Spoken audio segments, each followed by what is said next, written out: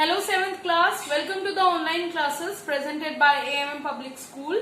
आज की आपकी ऑनलाइन क्लास हिंदी की है और आपको निकालनी है अपनी बुक हिंदी की कृतिका और इसमें हम पढ़ेंगे आपका चैप्टर नंबर 1। तो निकाल। तो स्टूडेंट्स आपको अपनी बुक में पेज नंबर 5 ओपन करना है और आप देख सकते हैं पेज नंबर 5 पर आपका पार्ट 1 है सैनिक तुझे सलाम। यानी कि इस लेसन में सैनिक का जो हमारे प्रति त्याग है, सैनिक जो हमारे लिए देश की सीमा पर करते हैं, उसे इस पोयम में समझाया गया है। ये जो कविता है कवि स्वामी सत्यमित्रानंद गिरि जी ने लिखी है। और शुरू करते हैं, आइए कविता।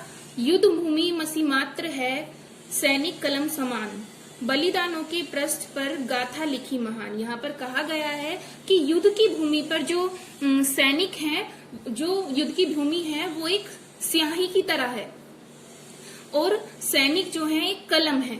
यहाँ पर भूमि को स्याही कहा गया है और सैनिक को कलम कहा गया है। बलिदानों के पृष्ठ पर गाथा लिखी महान, और कहा गया है कि सैनिक ने भूमि को स्याही समझकर उस पर बलिदानों की एक गाथा, बलिदानों की पृष्ठ की एक गाथा यानी कि एक कहानी लिखी है। और वो कैसी कहानी है, बहुत ही महान है।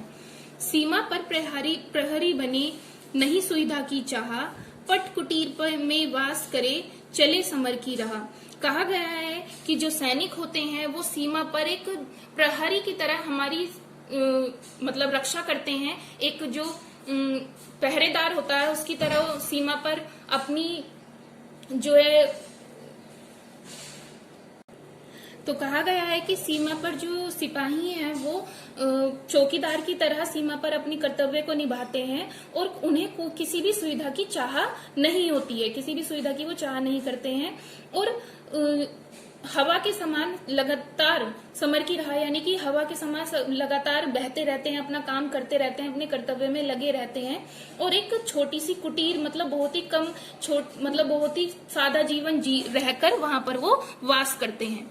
सुख निद्रा में लीन जग सैनिक आंखें खोल, मातृभूमि रक्षा करे रात रात भर डोल। कहा गया है कि जब पूरा जगत, पूरे सभी लोग, पूरा संसार जब आराम से सोए रहते हैं, सुख यानी कि बहुत ही अच्छी नींद लेते रहते हैं, उस समय भी सैनिक अपनी आंखें खोले सीमा पर खड़े रहते हैं और अपनी मातृभूमि यानी कि हमारी मातृभूमि भारत देश की भूमि की, भारत देश की रक्षा करते हैं पूरी रात रात भर जागकर। जैसे कि पूरे लोग रात में सो जाते हैं, लेकिन सैनिक रात में भी आंखें खोले हमारे देश की रक्षा करते हैं। पथरीली सी भूमि पर कंटक पूरित सेज, भारत माँ सेवा निरत प्रतिदिन बढ़ता तेज।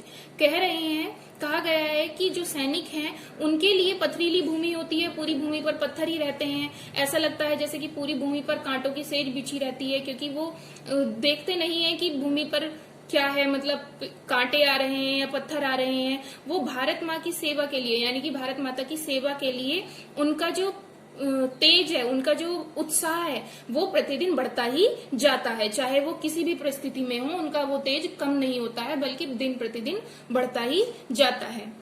तंद्रा आई तनिक सी तभी सुनी पदचाप, शस्त्र उठा धरती पड़ा चला जाए जो सांप।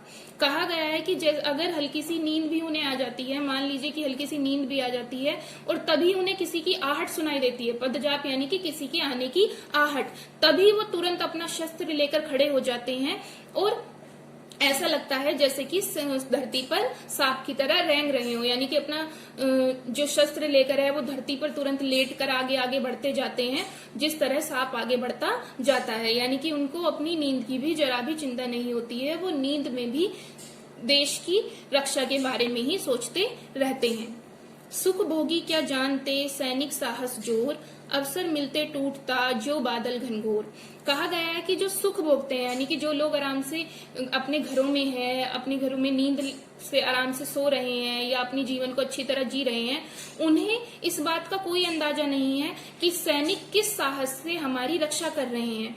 जैसे ही अवसर मिलता है वो तुरंत ही दुश्मन की को हराने के लिए अपनी रणभूमि में दौड़ पड़ते हैं, वहां एकदम ऐसे टूट पड़ते हैं जैसे कि कोई बादल एकदम से बहुत तेज से मतलब गिर रहा हो, बादल घनघोर यानी कि बहुत ही घना बादल एकदम से गिर गया हो। जाने से पहले अभी पाती लिख दूं आज, संभवतः मिटना पड़े कल भारत के काज।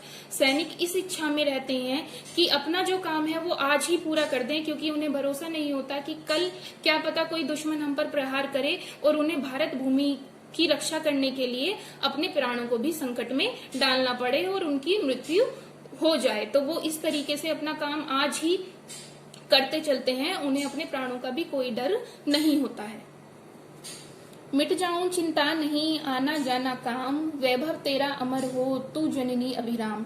यहाँ पर सैनिक की भावना को बताया गया है। सैनिक के मन में ये रहता है कि अगर मैं मिट भी जाऊं, यानी कि अगर मेरी मृत्यु भी हो जाए, मेरे प्राण न्यौछावर भी हो जाएं, तो मुझे कोई गम नहीं है। आना और जाना, यानी कि जन्म और मृत्यु, ये दो जो है जीवन के काम है। वैभव तेरा अमर रहे तू जननी अभिराम। सैनिक कहता है कि हमेशा जो हमारी भारत भूमि है, हमारा देश है, उसका वैभव, उसका गौरव बना रहना चाहिए, क्योंकि यही हमारी माँ है। रक्त सरित तन में बहे, आयुध लीने हाथ, कट जाए पूरा बदन, झुके न मेरा माथ। सैनिक कहता है कि चाहे मेरे पूरा शरीर रक्त में क्यों ना, मतलब रक्त बहने से मेरा पूरा शरीर रक्त में क्यों ना सन जाए, मेरे हाथ में जो है क्या रहना चाहिए, शस्त्र रहना चाहिए। कट जाए मेरा पूरा बदन, को अगर मेरे पूरे शरीर पर कट भी जाए, यानी कि मेरे पूरे शरीर पर घाव हो जाए, झुके ना मेरा माथ, बस मेरा माथा नीचे झुकना नहीं चाहिए। बस हमें अपने इसी उत्साह को बनाए रखना है, और मतलब उन्होंने अपने प्राणों को भी इसमें कोई चिंता नहीं की है, सिर्फ देश की गौरव को आगे बढ़ाने के लिए वो सोच रहा है। कर प्रणाम अर्थी छुई, ले चरणों की धूल, धन्य हुई पाकर तुम्हें देश रत्न सुखमूल। कवि यहाँ पर कहता है कि जब सैनिक की मृत्यु हो जाती है तो धरती भी उनके चरण छूती है, और धरती भी अपने मन में सोचती है कि मैं भी ऐसे वीर को पाकर, ऐसे देश रत्न यानी कि देश के अमूल्य रत्न जिनका कोई मोल नहीं है, उन्हें पाकर धन्य हुई है, क्योंकि हमारी भारत भूमि धन्य हो गई है ऐसे वीर को पाकर जिन्होंने अपने प्राणों की कोई चिंता नहीं की है हमारे देश को बचाने के लिए। विजय पताका हाथ ले चला गया सुरधाम, उस शहीद नर श्रेष्ठ को मेरा पुण्य प्रणाम। स्वामी सत्यमित्रानंद जी कहते हैं कि विजय पताका यानी कि जीत का झंडा लिए हुए, अपने हाथ में जीत का झंडा लिए हुए वो चला गया, मतलब उनकी मृत्यु हो गई है और वो स्वर्ग को चला गया है। जो सैनिक है वो स्वर्ग चला गया है। उस शहीद नर श्रेष्ठ को, ऐसे शहीद, ऐसे श्रेष्ठ को, ऐसे महान शहीद को मेरा बार बार प्रणाम है, पुनः प्रणाम, यानी कि मेरा बार बार प्रणाम है। इस तरह से इस पाठ की व्याख्या पूरी होती है। तो जो भी इस लेसन का एक्सरसाइज वर्क है वो आपको सेंड कर दिया जाएगा, वो आपको बुक में ही फिल करना है। नोटबुक में आप हिंदी की एक नोटबुक बनाएंगे। सबसे पहले इस लेसन की राइटिंग करेंगे, यानी कि ये पूरी कविता आपको उसमें रिटर्न करनी है। उसके बाद आप कठिन शब्द करेंगे। कठिन शब्द के पर अंडरलाइन लगाकर आपको सेंड कर दी जाएगी। फिर आप शब्दार्थ करेंगे और उसके बाद आप प्रश्नोत्तर करेंगे। ये सब कुछ आपको फोटोग्राफ में सेंड कर दिया जाएगा। नेक्स्ट वीडियो में मिलते हैं नेक्स्ट चैप्टर के साथ। Thank you.